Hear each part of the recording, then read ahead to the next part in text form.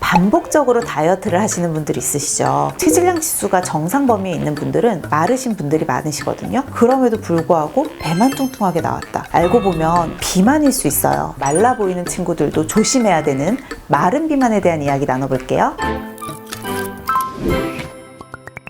사실 우리가 비만이라고 하면 그냥 뚱뚱한 걸 비만이라고 생각을 해요. 그래서 실제로 비만의 기준도 몸무게와 키를 가지고 적정 비율로 나눠 가지고 계산을 하는 체질량 지수 BMI를 따지게 되거든요.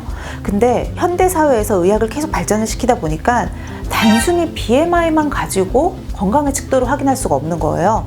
왜냐하면 BMI는 정상인데도 고도비만 환자들과 비슷한 혈액 상태나 건강 상태를 보이는 사람들이 존재한다는 거죠. 그래서 이제는 단순 비만이 아니라 복부 비만이라는 기준이 하나가 더 붙었어요. 몸에 있는 체지방률이 높고 특히 복부 둘레가 많이 나왔다고 하면 이 사람들은 마른 비만이라고 해서 특별히 더 건강을 신경을 쓰도록 관리해야 한다는 거죠.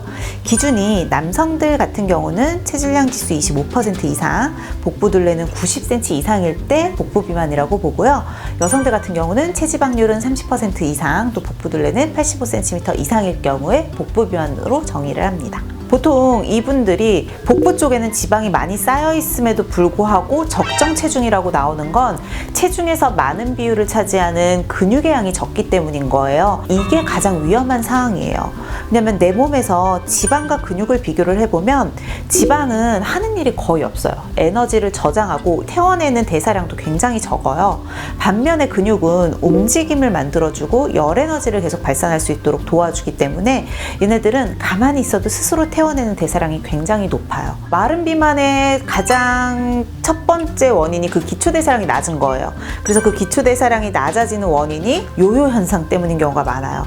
반복적으로 다이어트를 하시는 분들이 있으시죠. 근데 이렇게 반복적으로 다이어트 하시는 분들은 대부분 극단적인 방법으로 살을 확 뺀 다음에 다이어트가 끝나면 요요 현상이 와서 다시 돌아오고, 그러면 또다시 극단적으로 확 빼고, 극단적인 다이어트는 제가 늘 하지 말라고 하는, 계속 절식을 한다든지 내지는 원푸드 다이어트 같이 에너지 섭취량이 굉장히 적고 그 안에서의 영양소 밸런스도 하나도 맞지가 않아요. 분명히 내 몸이 돌아가는 데 있어서는 적정량의 단백질이 필요한데 먹는 양이 너무 적으니까 근육을 녹여서 필요한 단백질을 사용할 수밖에 없거든요. 그렇다 보니까 체중이 확 감소를 할 때 지방만 주는 게 아니고 근육이 같이 줄게 되죠.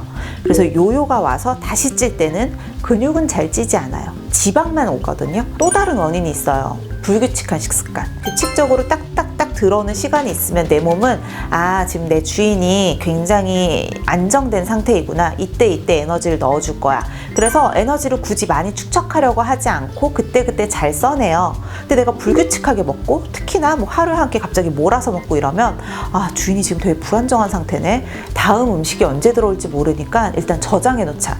이래서 기초대사량을 확 낮추고 음식 대부분을 쓰는 것보다는 저장하는 방향으로 많이 가게 되거든요. 마른 비만이라고 하면 전형적으로 거미형 체형이다 뭐 이렇게 설명을 하는데 이게 노인분들한테 굉장히 많이 보이는 체형이에요. 왜냐면 나이가 들면 저절로 근육량이 빠지고 기초 대사량이 줄어들게 되거든요. 계속 근육은 빠지니까 팔다리는 얇아지시고 기초 대사량은 줄어드는데 먹는 양은 좀 비슷하거나 조금밖에 못 줄이시니까 계속 그 잉여의 지방이 배로 많이 쌓이게 돼요. 그래서 만약에 같은 생활 습관을 가지고 있다라고 하면 젊은 분들보다는 당연히 나이가 좀 있으신 노년기의 분들이 마른 비만이 될 확률이 더 높아질 수밖에 없죠. 마른 비만은 100% 건강하지 않은 거예요. 내장 지방은 팔다리에 붙어 있는 피하 지방보다 훨씬 더 위험해요.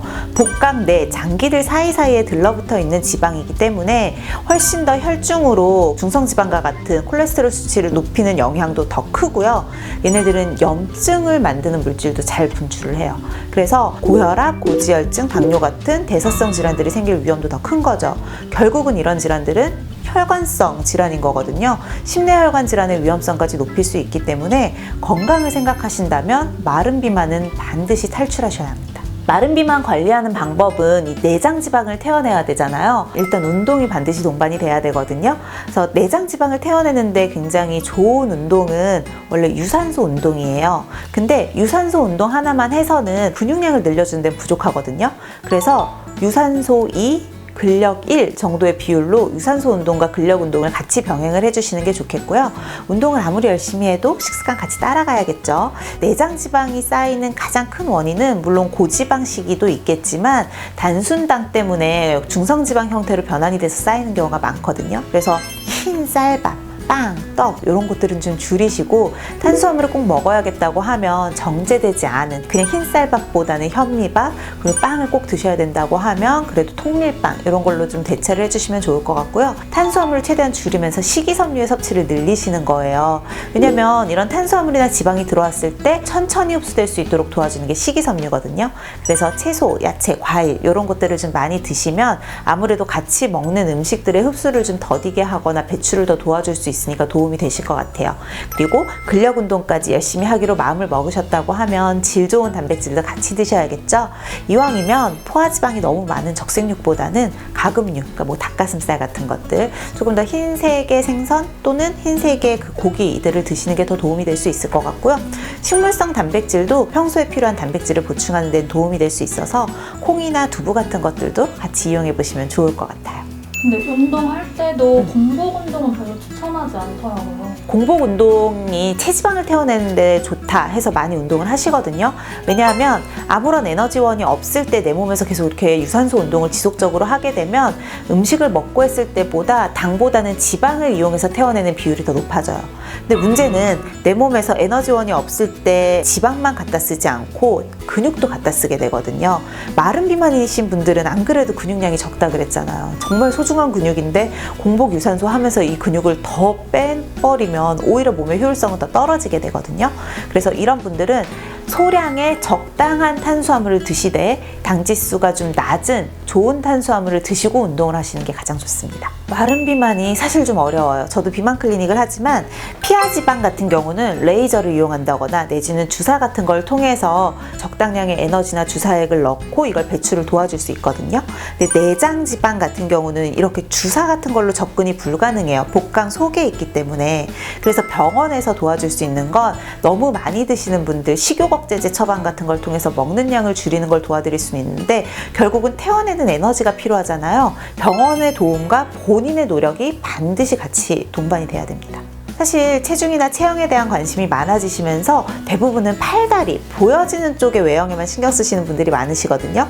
하지만 진짜 내 건강을 생각한다면 나의 복부, 나의 중심부에 있는 체형도 반드시 같이 체크하고 관리하시기 바랍니다. 오늘 내용 도움이 되셨다면 구독과 좋아요, 알림 버튼까지 꼭 눌러주세요.